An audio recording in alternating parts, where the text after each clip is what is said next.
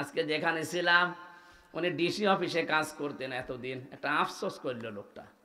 আমার বলছো হুজুর কি বলবো দুঃখের কথা, এই 15.5 বছরে বিশেষ করে জামাত আর শিবিরের যে টার্গেট গুলো দিত যেগুলো লিস্ট করে দেন, কোন আওয়ামী লীগের নেতা যদি এসে বলতো, হ্যাঁ বলেছে কিন্তু খুব কম, আমাদের কাছে মসজিদের ইমাম মাদ্রাসার হুজুর এসে বলতো যে অমুকের নাম লিখে নেন। একটা কথা হলো, আমার খুব দুঃখ লেগেছে, কি আশ্চর্য। যেই লোকটা একটা মানুষকে নিরপরাধ জানার পরও তাকে বিপদে ফেলার চেষ্টা চালায়, ও আর ইমানদার থাকে কি করে বলেন তো? ওই লোকটা এতদিন পর্যন্ত কিন্তু আমাদের ইমাম ছিল। এরকম বহু ইমাম, বহু পীর, বহু আলেম, বহু বক্তা এখনো পর্যন্ত আল্লাহর ভালোবাসায় পাওয়া আরম্ভ আমরা করিনি, বাকি দুইটা তো বাদই দিলাম। আল্লাহ ভালো না বাসলে আপনাকে মাফ করবে, আর মাফ না করলে জান্নাতে দেবে। আশা করছি আমি কি বোঝাতে চেয়েছি আপনি বুঝে ফেলেছেন। এখন থেকে আমার পুরা অনুসরণ হবে না আংশিক? আরো জোরে। পুরা অনুসরণ করতে গেলে আবু বকরের মতো হওয়া লাগবে, পুরা অনুসরণ করতে গেলে ওমরের মতো হওয়া লাগবে। আর আংশিক অনুসরণ করে যদি আব্দুল্লাহ বিন ওবায়ের সাথে জাহান্নামে যেতে চান, চলেন আপনাকে আমি দিয়ে আসি। আল্লাহ আমাদেরকে বুঝ দেন, বলেন আমিন। দরুদ সালাম পাঠ করছি এরকম নবী যাকে আল্লাহ প্রতিটি কোরআনের যে অক্ষরগুলো দিয়ে আমরা কোরআন পড়ি 29টা, প্রত্যেকটা অক্ষরে আল্লাহ তাকে ডাক দিয়েছেন। আলিফ দিয়ে বলেছেন আহমাদ, আমার নবী আহম্মদ, তিনি প্রশংসিত। বা দিয়ে তিনি ডাক দিয়েছেন আমার নবী বাশির, সুসংবাদদাতা। তা দিয়ে নবীকে আল্লাহ জানিয়েছেন মুত্তাকি। সা দিয়ে তিনি জানিয়েছেন আপনি মুদ্দাসসির। জিম দিয়ে জানিয়েছেন আপনি জামিল। হা দিয়ে তিনি জানিয়েছেন আপনি হামিম। খ দিয়ে জানিয়েছেন আপনি খাতামান নবিয়্যিন। বলতে বলতে ইয়া এই শব্দে যে আল্লাহ তাকে সরাসরি ডাক দিয়েছেন ইয়াসিন, হে নেতা। সুবহানাল্লাহ বলতে পারেন না? প্রত্যেকটা অক্ষরে যেন আল্লাহ তাকে ডাক দিচ্ছেন একটা নাম ধরে। শেষের শব্দটা এমন ভাবে নাম দিয়েছেন, আপনি অনেকে দেখি ইয়াসিন সূরা পড়ে 10 খতম কোরআন শরীফের সওয়াব পাওয়ার জন্য। হ্যাঁ পাবেন আপনি, কিন্তু এর ভেতরে যে 86টা শিক্ষা আছে একটাও আপনি মানেন না। সওয়াব দিয়ে আপনি কি করবেন বলেন? আপনি সওয়াব দিয়ে কি করবেন? এই শিক্ষাগুলো নেওয়ার জন্যই তো আল্লাহ দিয়েছিল সূরা ইয়াসিন। আয়াতুল কুরসি পড়লে আপনি মরণের পরে বিনা হিসাবে জান্নাত চলে যাবেন, ঠিক আছে, কিন্তু এর ভেতরে আল্লাহর 10টা ক্ষমতার কথা আছে। এগুলো যদি আপনার প্র্যাকটিক্যাল লাইফে না থাকে, বিনা হিসাবে না, আপনি হিসাব দিয়েও জান্নাতে যেতে পারবেন না।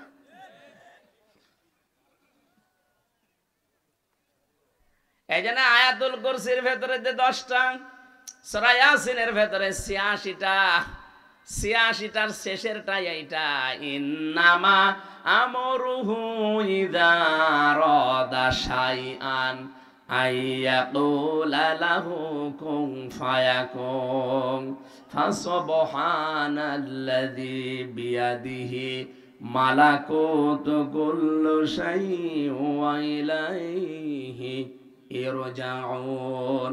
না তুরজাউন। রব্বুল আলামিন বলেন আমি যেটা ইচ্ছা করি ওইটা করি। আমি যদি কোনো কিছু এরাদা করি, ইচ্ছা করি, শুধু কোন বলি, সঙ্গে সঙ্গে ফায়াকুন হয়ে যায়। অথচ এইটা মুসলমানদের ভেতরে এখন অনেকে বিশ্বাস করে না। অথচ ওই মুসলমান সূরা ইয়াসিন পড়ছে 10 খতম কোরআন শরীফের সওয়াব পাবে। এর ভেতরে যে 86টা শিক্ষা আপনি একটাও তো মানেন, প্রথমটাও নেই। কারণ ইয়াসিন মানে হে নেতা। বলেন আপনার নেতাকে আর আল্লাহ কাকে ডাক দিচ্ছেন? এটা সূরা হুদের 98 নাম্বার আয়াতে পাবেন, বাড়িতে যে তাফসীর মিলাবেন। বাংলায় বলছি নাকি আরবি আগে বলে নেব? আরবি না বললে তো অনেকের বিশ্বাস হবে না, হুজুর মনে হয় বানিয়ে বলছে। আপনি এই সূরা হুদ এর আয়াত নাম্বার হচ্ছে 98। ইয়াকদুমু কওমাহু ইয়াউমাল কিয়ামাতি ফাওরাদাহুমুন নার ওয়া বিসাল বিরদুল মাওরুদ ইলা আখির আয়া। রব্বুল আলামিন এই আয়াতের বাংলাটা বলছে, তাফসীর করব যেহেতু অন্য আয়াতের বাংলা হচ্ছে এই, কোন দলের নেতা যদি জাহান্নামী হয় ওই দলের যত কর্মী আছে তারাও জাহান্নামে যাবে। এটা আমার একেবারে খাস রাজনীতি নাকি? হ্যাঁ, আমি মনে হয় এই আয়াতের অর্থ বানালাম না? যত কোরআন শরীফের তাফসীর আছে সবের সামারাইজ এইটাই, কোন দলের নেতা যদি জাহান্নামী হয় ওর যত কর্মী আছে সব তার সাথে যাবে। যদি আল্লাহ ফেরাউন সম্পর্কে দিয়েছেন, আমার মনে হয় ফেরাউন মারা গেলেও লেডি ফেরাউন পৃথিবীতে এখনো আছে। ফেরাউন জাহান্নামে যদি যায় তার লেডি ফেরাউনও জাহান্নামে যাবে, তাহলে তার অনুসরণ যারা দুনিয়ায় করবে তারাও যাবে। শুধু ফেরাউন যাবে, হামান যাবে না? কথা বলেন না কেন? আজ বহু হামানও আমরা দেখতে পাচ্ছি, বহু কারুনও আমরা দেখতে পাচ্ছি। সুতরাং কোন দল যারা করেন ভেবে চিন্তে করবেন। আল্লাহ কিন্তু ডাক দিয়েছেন ইয়াসিন বলে, হে নেতা, আল্লাহর ঘোষণা নেতা বাদ দিয়ে আপনি কাকে অনুসরণ করেন? আপনার বিবেককে প্রশ্ন করেন। প্রশ্ন আসতে পারে রসুল এখন নেই তো করবো কি? আরে ভাই, রসুল কিয়ামত পর্যন্ত থাকবেন না, এটা তো ফাইনাল। কিন্তু তার নায়েব আছে না, তার স্থলাভিষিক্ত আছে না, তার উত্তরাধিকারী আছে না? তার উত্তরাধিকারী কারা? আল উলামা ওয়ারাসাতুল আম্বিয়া। মাওলানা নজরুল ইসলাম তার উত্তরাধিকারী। আপনি যারে মেনে চলেন তার নামের আগে আলেম লেখা আছে, এটার নামের আগে আছে। আপনি একটা কথা ভুল প্রমাণ করেন যে না এটা তো মিলছে না, আপনি বলেন তো যাকে অনুসরণ করেন তারে আপনি এখন যদি কবর থেকে আবার তুলে নিয়ে আনেন, নামের আগে মাওলানা লিখতে পারবেন? মাওলানা লেবু, নজরুল ইসলাম লেবু মারা যাক, নামের আগে কিন্তু লিখতে হলে মরহুম মাওলানা নজরুল ইসলাম লেখা লাগবে। নবীজি যেহেতু আল উলামা, আলেমের বহু বচন উলামা, ওয়ারাসাতুল আম্বিয়া, এই পৃথিবীতে যারা আলেম তারা নবীর ওয়ারিস, উত্তরাধিকারী, নায়েবে রাসূল, স্থলাভিষিক্ত। নবী যা নেই, নবীর ওই কাজগুলো যদি ওনারা করে, নবীকে মানলে যা হবে, নবীর নায়েবকে মানলে তাই হবে। নবীর উপরে যদি কেউ কথা বলে, যেমন তার পেছনের আমল আখলাক আল্লাহ নষ্ট করে দেয়। লা তারফাউ আসওয়াতাকুম ফাওকা সাউতিন নাবিয়্যি ওয়ালা তাজহারু লাহু বিল কওলি কাজহারি বা'দিকুম লিবা'দিন আন তাহবাতা আমালুকুম ওয়া আনতুম লা তাশউরুন। এখনো পর্যন্ত রওজা শরীফে আয়াতটা আরবিতে লেখা আছে, কিয়ামত পর্যন্ত স্বর্ণের অক্ষরে লেখা থাকবে। এটা মানুষ যেন জানে, নবীজির উপরে কথা বললে পেছনের আমল যেমন নষ্ট হয়ে যায়। নবী তো আর সব জায়গায় এখন কিয়ামত পর্যন্ত ওনার হায়াত নেই, থাকবেনও না, কিন্তু তার নায়েবরা আছে। এদের সামনে যদি উচ্চ স্বরে কথা বলেন আপনার পেছনের আমল নষ্ট হয়ে যাবে। অথচ 15.5 বছরে আমরা পুরো উল্টা দেখলাম। নবীর উত্তরাধিকারী নায়েবে রাসূলদের, ওলামায়ে কেরামের সামনে কথা জোরে বলা না, তাদেরকে আরো শাস্তি দেওয়া হতো। অন্যান্য জেনারের মানুষগুলো দেখতাম আদালতে নিয়ে আসার সময় এমনি নিয়ে আসে, আর আলেমদেরকে নিয়ে আসার সময় মাথায় দড়ি দিয়ে, হাতে হ্যান্ডকাপ দিয়ে নিয়ে আসে। যাদের উপরে কথা বললে ঈমান আমল নষ্ট হয়ে যায়, আর তাদের মাথায় দড়ি দিয়ে গলার মতো টানলে ঈমান থাকে? ঈমানই তো নেই।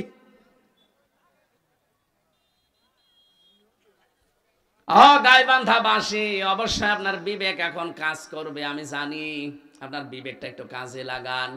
বাস্তবতা এইটা, নবী নেই, নবী আসবেও না, কিন্তু ইয়াসিন বলে আল্লাহ নিজে ডাক দিয়েছেন।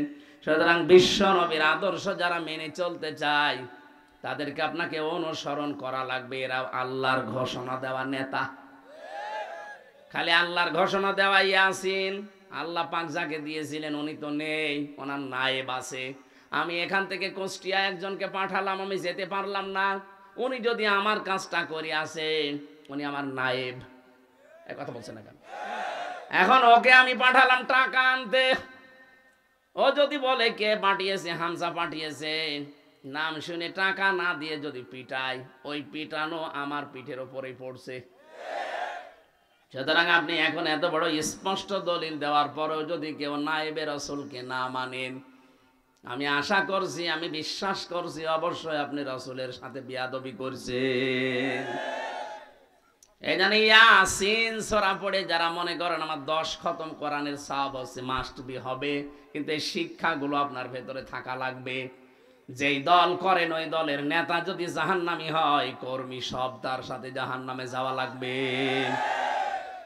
বিসাল বিরদুল মাওরুদ, কত নিকৃষ্ট জায়গা তাদের জন্য এটা।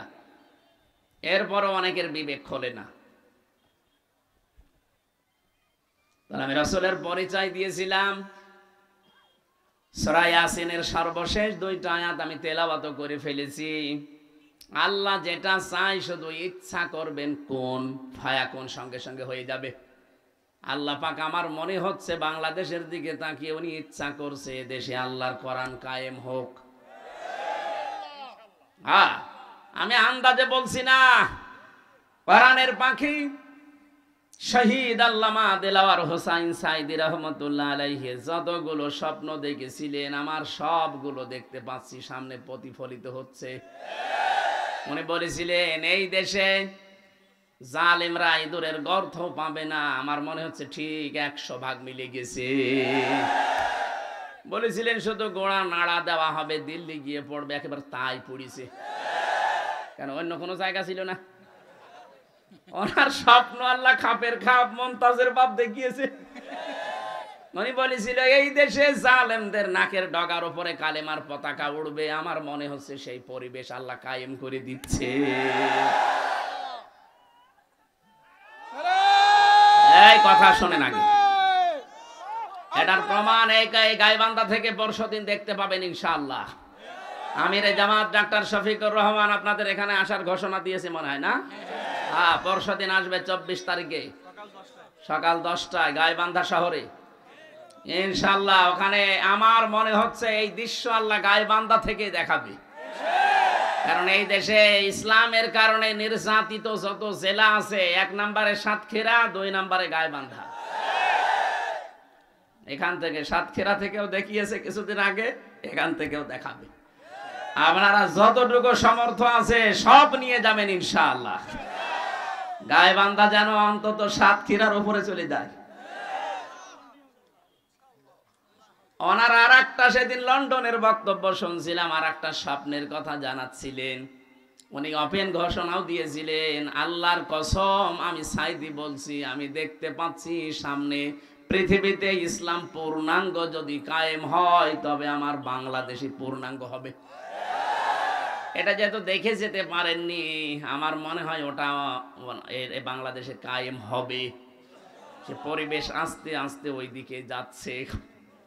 আজকে রমিন ফারহানার বক্তব্য শুনলাম, আজকে গোবিন্দ পরামানির বক্তব্য শুনলাম। একটা হিন্দু, ও যেভাবে ইসলামপন্থী মানুষ, বিশেষ করে জামাতে ইসলামের কেন্দ্রীয় নেতা যারা সাবেক এবং বর্তমান, এই মানুষগুলোর চরিত্র সম্পর্কে যে কথাগুলো বলছে, একটা হিন্দু মানুষ যদি এই বিশ্বাস করে আপনি মুসলমান, এখনো বিশ্বাস আসে না আপনার?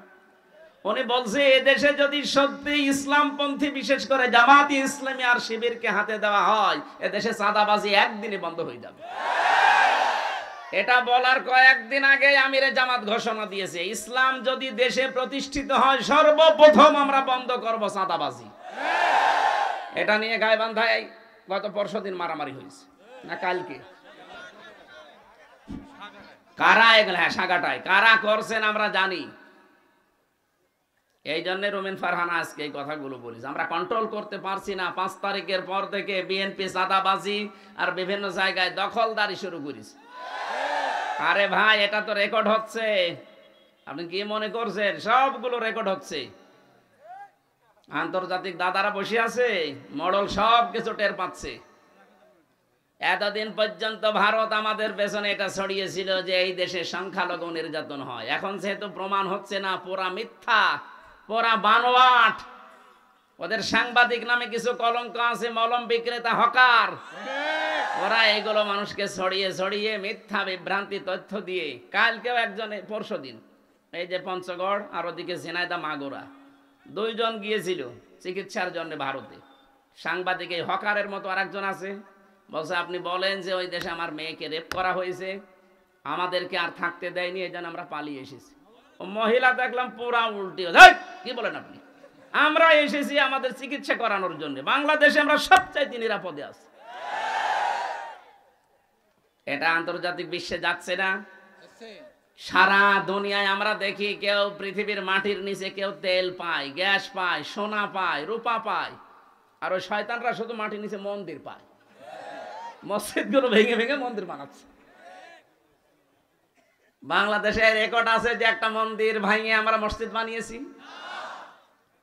আপনারা সতর্ক হন, আল্লাহকে বিশ্বাস করেন না আমরা জানি, কিন্তু আল্লাহ যে কি করতে পারে আবাবিল পাঠিয়ে আপনি ইতিহাস পড়ে দেখেন।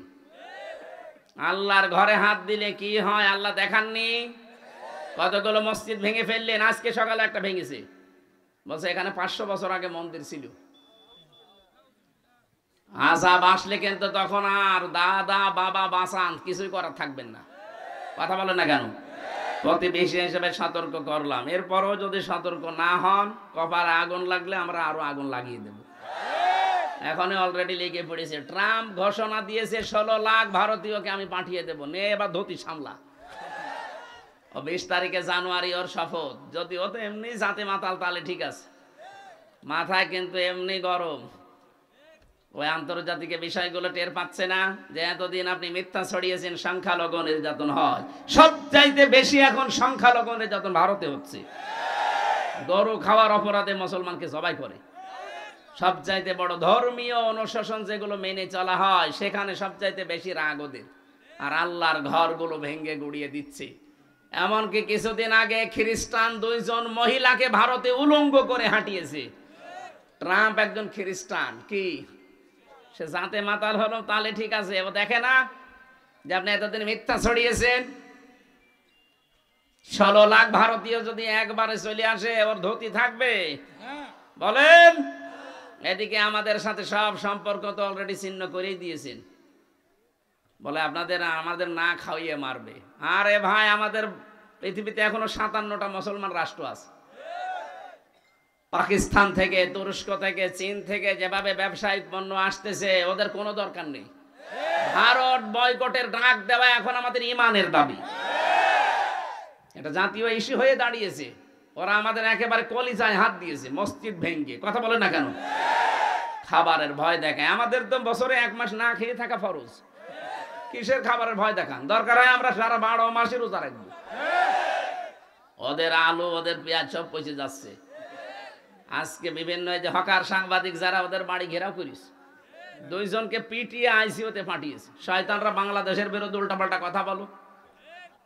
ওরা ভারতের বাংলাদেশের আমাদের এই যে চট্টগ্রাম নাকি নিয়ে নেবে। আরে দাদা, আপনি কি যৌতুক নেবেন? যৌতুক দেব কি করে? মেয়ে তো পালিয়ে গেছে। পালানো মেয়ের আবার যৌতুক কিসে? ও বিয়েই তো আমরা মানি না, কারণ যার সাথে গেছে তার তো ফুল হাতা, আর আমাদের ফুল হাতার সাথে হাফ হাতা যায়। আর দাদা আমি কেটা বানালাম সূরা বাকারা 221 নম্বর আয়াত, ওয়ালা তুনকিহুল মুশরিকিনা হাত্তা ইউমিনু। যতক্ষণ মুসলমান না হবে মুশরিক ততক্ষণ তার সাথে মুমিনা নারীর বিয়ে দেওয়া জায়েজ নেই। যদি এটা মুমিনা আর থাকে না, কারণ জীবনে যত মিথ্যা কথা বলিস, তা হাজি মানুষ, তারপরেও তো মুসলমান। কথা বলে না কেন? সুতরাং এই মেয়ে যদি বিয়ে করতে চান, এতদিন খালি স্বামী স্ত্রীর সম্পর্ক বলে বলে কাটিয়েছেন, এখন যদি বিয়ে করতে চান আপনাকে মুসলমানি দেওয়া হবে। আর দাদার এখন যে বয়স, হাজাম দিয়ে মুসলমানি দিতে গিয়ে হাজাম দেখা যাচ্ছে গোড়া থেকে কেটে বাদ দিয়ে দিতে। আমি আর নিচে নামলাম না। আমিরে জামাত ডাক্তার শফিকুর রহমান ঘোষণা দিয়েছে, বাংলাদেশের 1 ইঞ্চি না 1/2 ইঞ্চি মাটির দিকে কেউ যদি চোখ তুলে তাকায় চোখ উপড়িয়ে ফেলা হবে। আমার আর আগস্টের 5 তারিখের আগে নেই। আপনাদের এতদিন মিল ছিল, কন্যা ছিল, তাই কন্যা নেই, মিল সব শেষ হয়ে গেছে। সুতরাং 1 ইঞ্চি না 1/2 ইঞ্চির দিকেও তাকাবেন না। এদেশের 18 কোটি মানুষ যদি সত্যি জীবন দেওয়া লাগে, 36 কোটি দাদা নিয়ে জীবন দেবে। কথা বলেন না? একজন 2 জনকে নিতে পারবেন না? পারবেন না 2 জন করে নিতে? সবচাইতে বেশি ভয় ওদের মরণের। আমি ভারতের বহু প্রদেশ ঘুরেছি, এত ভয়, যদি একটু খালি মরণের লাইনে কথা বলতে পারেন না, আপনাকে ভাই না, দাদা না, বাপ বলবে। আর কোরআনেও আল্লাহ দিয়েছেন, আল্লাহ তাজিদান্নাহুম আহরাসান নাসি আলা হায়াতি ওয়া মিনাল্লাযিনা আশরাকু। আল্লাহ বলেন পৃথিবীতে মুশরিক যারা, এরা সবচাইতে বেশি ভালোবাসে জীবনকে আর ভয় পায় মরণকে। আমাদের তো এরকম ভয় নেই, আমরা মরলে শহীদ, বেঁচে থাকলে আমরা গাজী। কথা বলো না কেন? আমাদের দুনিয়ার জীবনটাই হচ্ছে জান্নাত কামাই করার জন্য। সুতরাং 15.5 বছরে যত জুলুম, অত্যাচার, নির্যাতন করেছেন, আমাদের ক্ষতি হয়নি। ওয়ালিয়ালামাল্লাহুল্লাযীনা আমানু ওয়া ইয়াত্তাখিযা মিনকুম শুহাদা। তোমাদের ভেতরে আল্লাহ যাকে ভালোবাসেন, যার ঈমান আর আমল ভালো লাগে, তাকে আল্লাহ শাহাদাতের মরণ দিয়ে ধন্য করে। সুতরাং 15.5 বছরে যত মানুষকে হত্যা করেছেন সবগুলো শহীদ। কথা বলেন না কেন? আর যে মানুষগুলোকে পঙ্গু করেছেন তারা এখন গাজী। বিশেষ করে জামাত ইসলামী, ইসলামী ছাত্র শিবিরের যত ভাইকে বিভিন্ন কায়দায় এখনো পর্যন্ত অকেজো করে রেখেছেন, তাদেরকে বিভিন্ন উপরের চেয়ারে উঠতে দেননি, কি এটাও তাকে মেরে ফেলার শামিল? কথা বলে না কেন? শিবির করার অপরাধে মির্জা গালিব ভাইকে ঢাকা বিশ্ববিদ্যালয়ের শিক্ষক হতে দেয়নি, অথচ সে ফার্স্ট ক্লাস ফার্স্ট। সে এখন আমেরিকার বিশ্ববিদ্যালয়ের অধ্যাপক। আপনি কোন দিক থেকে আটকাবেন? কারণ এরা তৈরি হয় এরকম, মানে সে কি মেডেল হয়ে। আর আপনারা যেগুলো তৈরি করেন সবগুলো তো চরিত্রহীন। 100টা মেয়েকে রেপ করার পরে তখন মিষ্টি বিলায়। এই জন্য পারবেন না। এভাবে তৈরি করতে হলে এরকম মেধা লাগে, আপনাদের তো মেধা নেই। এই জন্য আহ্বান জানাবো, যাদের ছেলে মেয়ে আছে, বুড়া বয়সে যদি ছেলের মেয়ের হাতে মার খেতে না চান, যদি চান যে ছেলে মেয়ে আমাকে অন্তত বুড়া বয়সে দেখে রাখুক, আমার হক আদায় করুক, নির্দ্বিধায় ইসলামী ছাত্র শিবিরে, ইসলামী ছাত্রী সংস্থায় দিয়ে দেবেন। আমি গ্যারান্টি দিলাম, এরপরেও যদি আপনার সন্তান ছেলে মেয়ে খারাপ হয়, আপনি আমার কাছে এসে টাকা নিয়ে যাবেন। যান, একটা বাংলাদেশে দেখাতে পারবেন না। এমনকি মদ গো গাঁজা তো দূরের কথা, বিড়ি খায়, আপনি যদি দেখাতে পারেন যে বিড়ি খায়। আমি তো নিজের চোখে দেখেছি, বিশ্ববিদ্যালয়ে শিক্ষককে জুতা দিয়ে পিটাচ্ছে। স্যার বলছে, বাবা তুই আমাদের ছেড়ে দে, আমি আজ জীবনে ক্লাসে আসবো না। বলছে না শালা তোরে মেরেই ফেলবো। বলছে সাংগঠনিক সম্পাদক বাংলাদেশ ছাত্রলীগের বিশ্ববিদ্যালয়ের, এর মুখে এই ভাষা। আর শিক্ষককে পিটাচ্ছে। সকালবেলা ওঠে, হল থেকে বের হওয়ার সময় কুলি করে বের হয়, পানি দিয়ে না, লাল পানি দিয়ে। এই চরিত্র এদের। এরা রেপ করবে না, এরা ধর্ষণ করবে না, করবে কি? আর যাদেরকে কোরআন হাদিস দিয়ে গড়ে তোলা হয় দেশপ্রেমিক হিসাবে, তাদেরকে আর সারা বাংলাদেশ চিনতে পারছে। আপনি হয়তো মনে করতে পারেন এটা রাজনৈতিক মঞ্চ না। আরে ভাই, রাজনৈতিক মঞ্চ নয়, এই জন্যই তো বলছি। কারণ এই ময়দানগুলোতে আজ এই কথাগুলো না বলতে বলতে আমাদের সব কিছু হারিয়ে গেছি। এই জন্য আহ্বান জানাচ্ছি আপনাকে, আপনি বাস্তবতায় খুঁজে দেখেন। এই দেশে যদি এখন দেশপ্রেমিক মানুষ থাকে, আমার তো একেবারে বাস্তব দেখা জামাত আর শিবির ছাড়া আমি পাচ্ছি না। আর বাকিগুলো যারা আছে, যারা তো পালিয়েছে, আর যাদেরকে মানুষ ভরসা করবে, তারা এখন টেন্ডারবাজি, চাঁদাবাজি নিয়ে ব্যস্ত আছে। না, আপনার নিজের কপালে নিজে আগুন লাগাচ্ছেন। এ কাজ বন্ধ করেন। বিভিন্ন বাজার দখল করা, ঘাট দখল করা, চাঁদাবাজি করা কোথায় পেয়েছেন?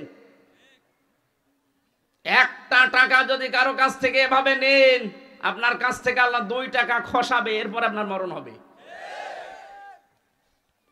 আশা করছি আপনি থামবেন। এরপরও যদি কারো মনে না ধরে, ওর কপালে ও নিজে আগুন লাগাবে।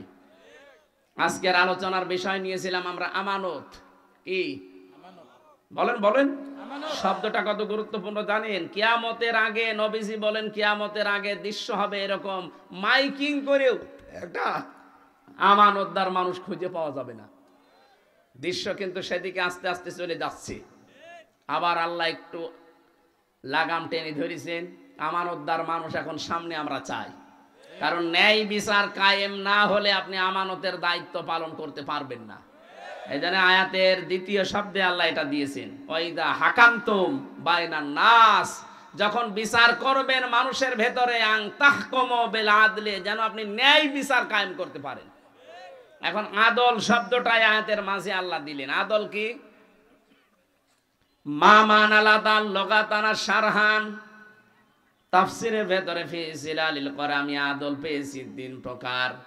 1 নম্বরে আদল হবে আল্লাহর সাথে, 2 নম্বরে আদল হবে রাসূলের সাথে, 3 নম্বরে আদল হবে এই পৃথিবীর সৃষ্টি জগতের সাথে। গাইবান্ধাবাসী, আপনি আল্লাহর সাথে আদল করবেন কি করে? রুহের জগতে একটা কমিটমেন্ট আপনি দিয়ে এসেছিলেন। উনি বলেছিলেন আলাস্তু বিরাব্বিকুম, আপনি বলেছিলেন ক্বালু বালা। এটা যেন বাংলাদেশে জন্ম নিয়ে এই পৃথিবীতে আপনি যেন ঠিক রাখতে পারেন, এইটাই হবে আপনার আল্লাহর সাথে আদল। কথা বুঝতেছেন? আমরা সবাই কিন্তু এই আদলে আছি। অনেকে আজ আল্লাহর সাথে এই ন্যায় বিচারে আদল করতে পারে না। বৈষম্য বিরোধী ছাত্র আন্দোলনে যে 9 দফা ছিল, তার 3 দফা আমি কোরআনে কারীম থেকে আবিষ্কার করেছি। তাদের প্রথমটাই ছিল উই ওয়ান্ট জাস্টিস। কি বিচার? বলেন না কেন? ন্যায় বিচার। আল্লাহ পাক কোরআনে কারীমে ওই শব্দটাই দিয়েছেন, ইন্নাল্লাহা ইয়া'মুরু বিল আদলি, অবশ্যই আমি আল্লাহ তোমাদের আদেশ করছি তোমরা ন্যায় বিচার কায়েম করো। তাহলে ওরাও তো এই স্লোগান দিয়ে এই দেশটা স্বাধীন করলো যে আমরা ন্যায় বিচার কায়েম করতে চাই। ন্যায় বিচার যদি আল্লাহর সাথে আমরা করতে চাই, এই দেশে এখন দলমত আর দেখা যাবে না। রব বলে যারা স্বীকার করে এসেছি, এটা আমাদের এই জীবনে এখন দেখাতে হবে। 2 নম্বরে রাসূলের সাথে আদল কি? বিশ্ব নবীর সাথে আদল হবে। উনি যে জীবন ব্যবস্থা রেখে গেছে, ওইটা এখন আমাদেরকে এই দেশে কায়েম করে দেখানো লাগবে। রাসূলকে নিজে পাহারা দিতে গিয়ে, এই এদিকে তাকান, রাসূলুল্লাহকে পাহারা দিতে গিয়ে হযরতে তালহা যদি নিজের পিঠে 80টা তীর নিতে পারে, এই ঝঞ্ঝা বিক্ষুব্ধ পৃথিবীতে, বিশেষ করে বাংলাদেশে আল্লাহর নবীর আদর্শকে সামনে নেওয়ার জন্য যদি তীরও খাওয়া লাগে, আমরা রাজি আছি তালহার মতো। ঠিক আছে। 3 নম্বরে আদল সৃষ্টি জগতের সাথে। এতদিন যেহেতু এটার পরিবেশ ছিল না, জোর যার মুল্লুক তার ছিল। কি কথা বলে না কেন? এখন ওইটা আর হবে না, জোর যার মুল্লুক তার হবে না। এই জন্য যখন মানুষের ভেতরে ন্যায় বিচার করবেন, তখন ন্যায় বিচার করবেন। ইন্নাল্লাহা নি'ম্মা ইয়া'iযুকুম বিহি, অবশ্যই আল্লাহ তোমাদেরকে কত সুন্দর ওয়াজ শোনাচ্ছে। আল্লাহর এই সুন্দর ওয়াজ শুনে শুধু শেষ করে দেবেন না, দেখাবেন কিছু? দেখাতে হলে যে প্রথম শব্দে যেটা আল্লাহ জানিয়েছেন, এইটা সামনে দেখাবেন। ইন্নাল্লাহা ইয়া'মুরুকুম, অবশ্যই আমি আল্লাহ তোমাদেরকে আদেশ করছি, আন তুআদ্দুল আমানাতি ইলা আহলিহা, যখন তোমরা তোমাদের আমানতকে দেবে তখন তার প্রাপকের কাছে পৌঁছিয়ে দেবে। এখানে আমানাত বহু বচন আছে। এই শব্দটা তাফসিরে মারিফুল কোরআনে আল্লামা মুফতি শফি রহমাতুল্লাহ আলাইহি আমানাত শব্দের ব্যাখ্যা করতে গিয়ে বাংলায় দিয়েছেন তিনি রায়, ভোট। সুবহানাল্লাহ বলতে পারেন না? যারা ভোট শুনলে নাক সিটকান, তাফসিরে মারিফুল কোরআন ছিঁড়ে ফেলেন। ওটা তো আপনার বাবাই লিখেছে, ছিঁড়ে ফেলেন। উনি ওখানে একেবারে স্পষ্ট লিখেছে রায়, ভোট, সমর্থন করা। সুতরাং আমরা আমাদের আহাল যারা, আসল প্রাপক যারা, তাদের কাছে এই রায়টা, এই ভোটটা, এই কমিটমেন্টটা আমরা পৌঁছিয়ে দেব ইনশাআল্লাহ। আমরা দেব এই জন্যে, কারণ এই মানুষগুলো যখন বুকে কোরআন নিয়ে একবারে 350 এমপি সংসদে যাবে, কোরআনের পক্ষে প্রতিদিন আইন পাশ করা কোনো ব্যাপারই না। কথা বলেন ঠিক কিনা? আর সংবিধান হয়ে যাবে তখন কোরআনে কারীম। সূরা ফুরকান নামে একটা সূরা আল্লাহ দিয়েছেন, নাম তার সংবিধান। নাম কি? সংবিধান। 77টা আয়াত আছে, সেখানে 73টা ধারা আছে। আমার এই দেশে 350 এমপি, 50টা বাদই দিলাম, 300 এমপিতে যখন বুকে কোরআন নিয়ে ঢুকবে, তাদের ভেতরে সূরা ফুরকান থাকবে না। কথা বলেন না কেন? 73টা ধারা দিয়ে যখন সংসদ চলবে, আপনি দেখবেন বাংলাদেশটা একটা মিনি জান্নাত হয়ে গেছে। এখানে আমানতটা কিন্তু দেওয়া লাগবে তার আসল প্রাপকের কাছে। প্রশ্ন আসতে পারে, আমার 10 জন দাঁড়িয়েছে, করব কি? আরে ভাই, এই জন্যই তো এই আয়াত আল্লাহ দিয়েছেন, 10 জন দাঁড়িয়েছে, কোনো অসুবিধা নেই। বাজারে মাছ কিনতে গেলে যদি আপনি বেছে বেছে মাছ কিনতে পারেন, ভোট দিতে গেলেও আপনি অবশ্যই বেছে বেছে দেওয়া লাগবে। কারণ আপনি এটা দুনিয়ার কাজ করছেন, এটা একটা ইবাদত, আমানত। বহু বছর প্রতিটি আমানতকে আপনার তার প্রাপকের কাছে পৌঁছিয়ে দেওয়া, এটা আপনার দায়িত্ব। যদি এই দায়িত্বটা আজ আমরা 15 বছর পালন করতে পারি না, এই কারণে আমি তো ভোট দিতেই পারি নাই। এখন যত সুযোগ আসতেছে, সময় আসতেছে, পরিবেশ তৈরি করে নিয়ে এই ইবাদতটা করা লাগবে। আর ইবাদত আমরা এই জন্যই করতে চাই, ইবাদতটা যদি কায়েম হয়ে যায় তাহলে এই দেশে ন্যায় বিচার মানুষের ভেতরে কায়েম করা সহজ হবে। কথা বলেন না কেন? ন্যায় বিচার যতদিন এই দেশে কায়েম করতে না পারবেন, ততদিন ইসলাম পূর্ণাঙ্গ মানতে পারবেন না। কি এটা বাস্তব না? ন্যায় বিচার কায়েম নেই, এই জন্য আমরা পূর্ণাঙ্গ ইসলাম মানতে পারছি না। সম্মানিত মা বোন যারা এসেছেন, আপনাদের জন্য কয়েকটা কথা কয়েক মিনিটে বলি। শুধু নামাজ পড়েন যারা, রোজা করেন যারা, অনেকে মনে করে যে মেয়েদের জন্য এগুলো না, এগুলো পুরুষ মানুষ করে, করুক। কে বলেছে আপনাকে? সূরা তাওবার ৭০-৭১ নাম্বার আয়াতে দলিল আছে, নারী হোক পুরুষ হোক প্রত্যেকের জন্য এই কাজ, ভালো কাজে আদেশ করা, অন্যায় কাজে বাধা দেওয়া। এটা কি শুধু পুরুষ করে জান্নাতে যাবে, মেয়েদের জন্য জান্নাত দরকার নেই? কথা বলেন না কেন? এই জন্য যে কর্মসূচিগুলো, ইসলামী আন্দোলন যেটা, বিশেষ করে একামতে দিনের যারা পালন করে, নারী হোক আর পুরুষ হোক, তার স্ব জায়গা থেকে পালন করা ফরজ। আমরা ওদেরকে উল্টা পাল্টা বুঝিয়ে লাইন থেকে দূরে সরাতে চাই। মা বোন যারা এসেছেন, নামাজ পড়ার মতো কিন্তু ফরজ। ইসলাম কায়েম করার জন্য আপনিও চেষ্টা চালাবেন আপনার জায়গা থেকে। অতআইনু আলা দীনি যাওজাতিহা, কোন স্ত্রী যদি তার স্বামীকে দিনের উপরে চলার জন্য সাহায্য করে, সহযোগিতা করে, পেছন দিক থেকে সাপোর্ট দেয়, তার জন্য আল্লাহ খাদিজাতুল কুবরার মতো জান্নাতে আলাদা ঘর বানিয়ে রাখবেন। এই একটাই মহিলার জীবনে আমি পড়েছি, এই মহিলাকে আল্লাহ জান্নাতে শুধু দেবে না, জান্নাতে একটা আলাদা ঘর তার জন্য বানিয়ে রাখবে। ওটা জিবরাইলকে দিয়ে আগে আল্লাহ দুনিয়ায় পাঠিয়ে দিয়েছেন। ও গাইবান্ধাবাসী, বলেন তো, খাদিজাতুল কুবরা জীবনে নামাজ পড়েছেন? না, পড়েননি। রোজা রেখেছেন? না, রাখেননি। হজ করেছেন? না, করেননি। যাকাত দিয়েছেন? না, দেননি।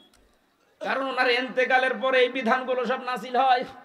একটা মাত্র কারণে আল্লাহ তাকে জান্নাতে ঘর উপহার দেবেন, ওনার স্বামীকে উনি দিনের কাজে চলার জন্য উৎসাহ দিতেন, খরচ করতেন, পেছন দিয়ে সাপোর্ট দিতেন।